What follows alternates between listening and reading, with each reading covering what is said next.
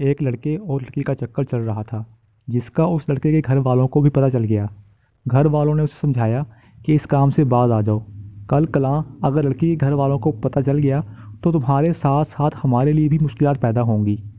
घर वाले लड़के को बार बार समझाते रहे, मगर चूंकि लड़की भी लड़के के साथ मिली हुई थी, इसलिए वो एक कान से सुनता दूसरे कान से निकाल देता। इश्क का भूत सवार था। किस्सा मुख्तसर, लड़की के घर वालों को भी पता चल गया और एक दिन उन्होंने लड़के को पकड़कर खूब दरगत बनाई, सर्फ एक्सल से सफाई की, टांगे बाजू तोड़ दिए और उसके घर वालों को पैगाम भेजा कि अपने लाडले को उठाकर ले जाओ। घर वालों ने उसे वहाँ से उठाया और अस्पताल ले गए और इलाज करवाया। कई दिन टकोरें करने के बाद जब बरखुरदार को सुनने बोलने के काबिल हुए तो बड़ी बहन ने उसे कहा, कितना अरसा हो गया है, हम तुझे समझाते रहे कि बाज आ जाओ। बुरे काम का नतीजा बुरा ही होता है, मगर तुम हमारे समझाने के बावजूद बाज नहीं आए।